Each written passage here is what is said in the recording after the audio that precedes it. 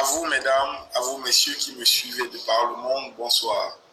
C'est avec un plaisir renouvelé et je l'espère la même pertinence que nous allons passer 2 ou 3 quarts d'heure à déviser ensemble sur notre situation du point de vue financier, du point de vue matériel, du point de vue monétaire.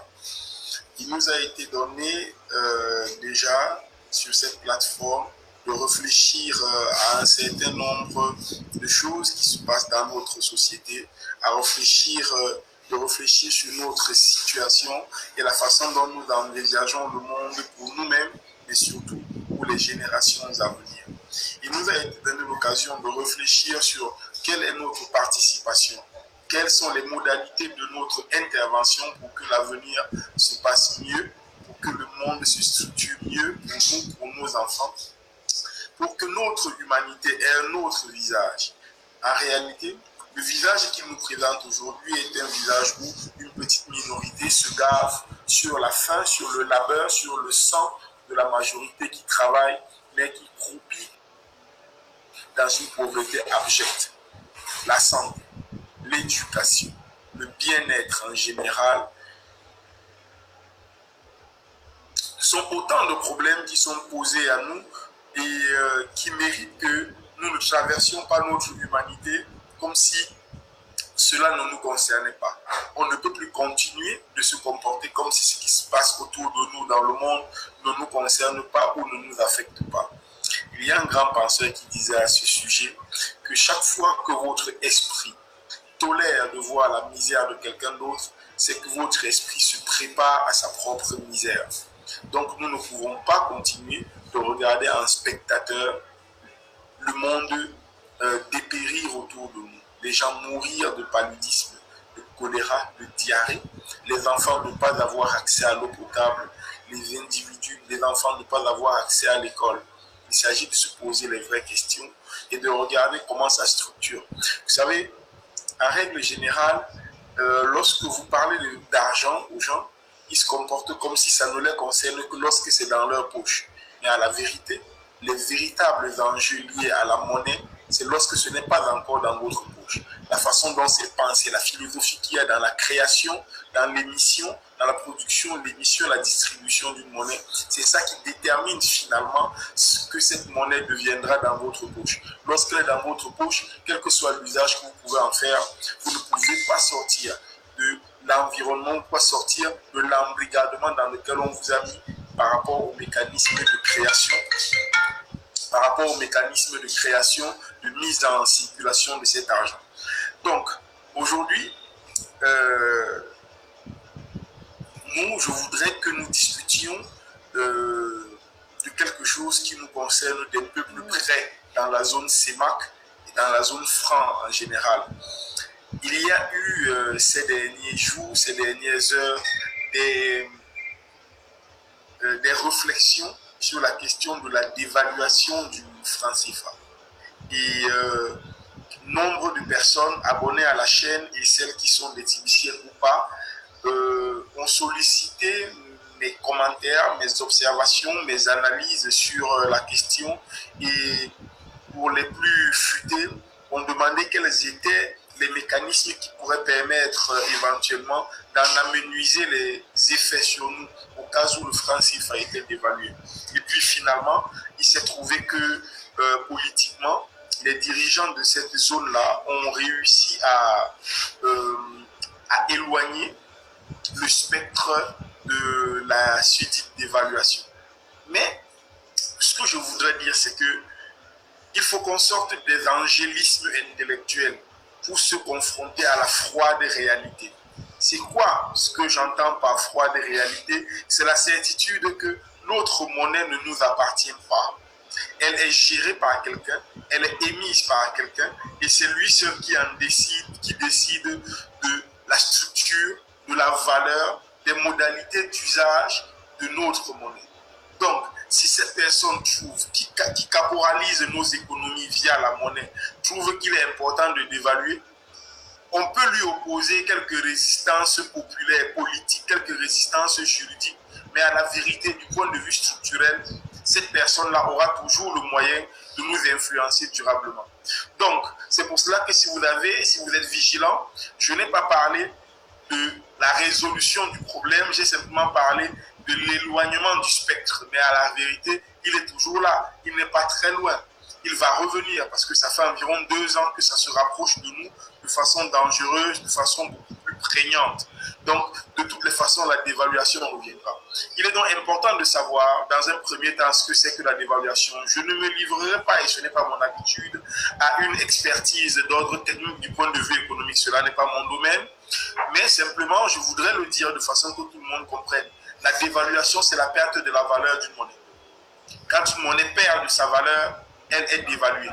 Et donc, cela a des effets immédiats sur votre portefeuille. Cela veut dire que si vous avez en francs CFA 10 millions dans un compte bancaire classique et que la monnaie est dévaluée de 50%, eh bien, vous aurez 5 millions de valeur d'argent. Vos 10 millions diminueront de 50%. Vous aurez désormais 5 millions de francs. Si vous en avez 50, vous aurez 25 millions. Donc, c'est aussi simple que cela. Et la dévaluation peut avoir un côté positif, c'est que ça va accroître la consommation des produits locaux. Parce qu'une monnaie qui est faible, contrairement à ce que les gens pensent, ce n'est pas un handicap. Une monnaie qui est faible favorise la production à moindre coût et donc du coup vous devenez compétitif sur le marché. Regardez la guerre qu'il y a entre la zone euro et la Chine, c'est lié notamment à la faiblesse de la monnaie de la Chine, le yuan, qui leur permet de produire, de manufacturer des produits à des coûts très très avantageux par rapport aux mêmes produits de même qualité produits sur le sol européen ou en Amérique.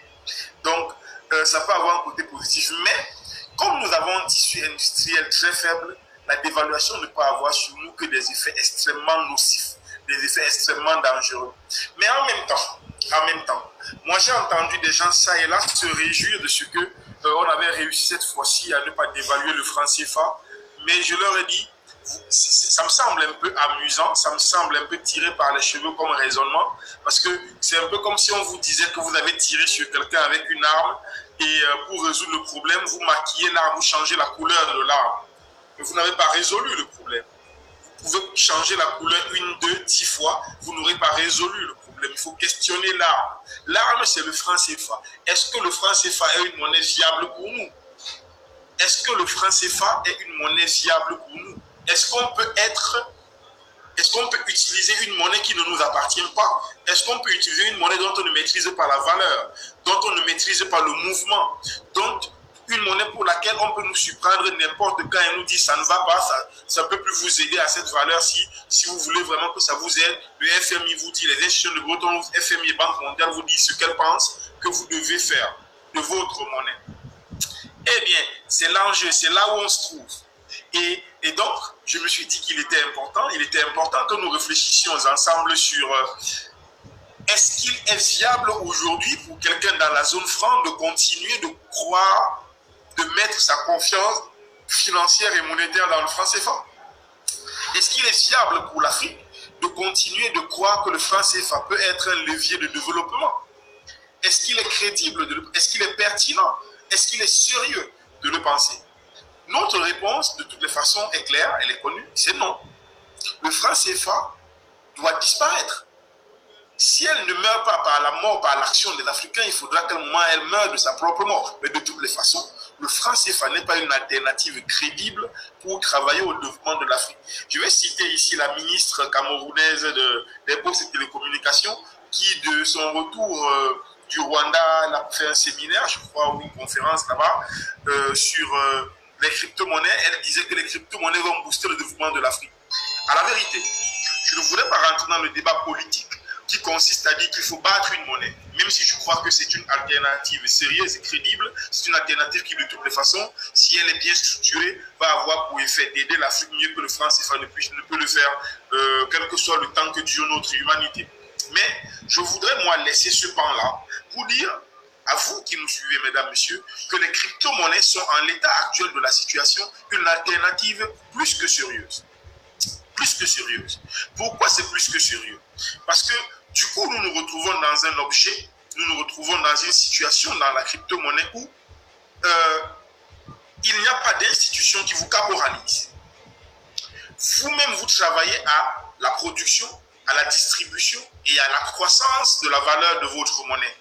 C'est une alternative sérieuse de toutes les façons. C'est une autonomie, c'est un impact, c'est un espace de liberté et d'autonomie que le franc CFA ne nous offre pas. Deux, nous avons une communauté beaucoup plus abondante dans les crypto-monnaies que dans les monnaies traditionnelles. C'est-à-dire que vous avez en Chine, au Japon, aux États-Unis, au Brésil, dans divers pays d'Afrique, Cameroun, Nigeria, Burkina Faso, Côte d'Ivoire, vous avez aux Philippines, vous avez au Venezuela, vous avez une communauté abondante de personnes qui utilisent des crypto-monnaies. Donc, vous êtes beaucoup plus sûr d'appartenir à cette communauté-là. En appartenant à cette communauté, voulais-je dire, vous avez beaucoup plus de certitude quant à votre capacité à faire des transactions, à faire des opérations et du coup, à vous trouver dans une situation financière et économique beaucoup plus enviable que ce que l'on peut avoir dans le système financier traditionnel. Imaginez une situation ubuesque où vous auriez votre argent plutôt dans une crypto-monnaie comme TBC et pas dans un compte bancaire traditionnel et qu'il y ait d'évaluation. Parce que cette fois-ci, ceux qui sont au Cameroun le savent, la dévaluation de 94, personne n'était au courant, personne n'avait été informé. Personne. On s'est levé un matin et on a informé les gens que c'était dévalué et c'était dévalué pour de vrai. Maintenant, peut-être qu'avec les réseaux sociaux, on est un peu plus facilement informé, mais à la vérité, ça peut arriver un matin comme un couperet. C'est une épée de Damoclès qui pèse sur les têtes des États de la zone franc. Donc, il faut se comprendre. Un matin, on peut se réveiller et vous dire que votre fortune a diminué de 50%. Et cela remet complètement en question les perspectives que vous êtes fixées dans la vie pour vous et pour vos enfants. Alors que dans la crypto-monnaie, même s'il s'agit d'une crypto-monnaie commerciale, comme le Bitcoin qui est coté en bourse et qui, de ce fait-là, connaît des fluctuations, vous êtes quand même sûr que si ça fluctue vers le bas, au bout de 10 jours, d'un jour, de 20 jours, ça va refluctuer vers le haut et je vais me retrouver dans l'investissement que j'ai fait. Cette certitude-là, vous ne l'avez pas dans la zone franc. Vous ne pouvez même pas l'avoir dans les monnaies dures en général et encore moins dans la zone franc. Donc, la crypto-monnaie nous semble être une alternative crédible. La crypto-monnaie TBC nous semble être une alternative crédible. Pourquoi c'est crédible à nos yeux? Nous allons y revenir, mais le temps, je vois qu'il y a déjà des commentaires dans le chat. Le temps de faire un tour dans le chat. Voilà un peu, écoutez un peu les dits. Voilà. Il faut que tout le monde se réveille et comprenne où en sommes-nous. Voilà. Que ceux qui tiennent le marché voudraient voir, voudraient nous donner. La crypto-monnaie TBC évolue en fonction de l'évolution de sa communauté. C'est basé sur la valeur. C'est la valeur humaine. C'est les êtres humains qui permettent de donner de la valeur à TBC. Donc, 3.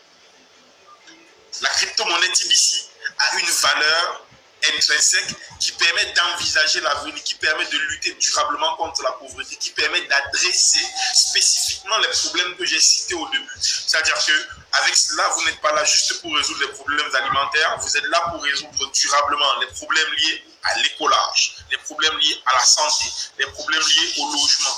En fait, vous êtes là pour que toute l'humanité se retrouve au moins au deuxième niveau de la pyramide des besoins de Maslow. Et c'est en cela que la crypto-monnaie TBC nous semble être un facteur, un levier que personne ne doit négliger. La dévaluation, je vous le dis, elle viendra. Mais même si ce n'était pas la dévaluation, comment peut-on raisonnablement acheter une chèvre mais en laisser la corde à celui qui nous l'a vendue? Le franc CFA, c'est précisément cela. C'est un monde d'ostracisme. C'est un environnement dans lequel vous êtes ostracisé. On réduit la capacité de votre cerveau de produire des réflexions. On réduit la capacité de votre argent de vous aider à vous en sortir. C'est bien de cela qu'il s'agit. Et c'est en cela que je dis que nous devons travailler ensemble pour créer une réelle alternative au franc CFA. C'est pour cela que je dis que la dévaluation, d'une manière ou d'une autre, viendra. Ok, merci infiniment à toutes les personnes qui ont pris le plaisir de pouvoir suivre ce live broadcast. Abonnez-vous à cette page car c'est comme ça, je reviendrai à tout moment pour vous donner les informations concernant cette crypto-monnaie TBC et rien que TBC. Merci et à la prochaine. Bye.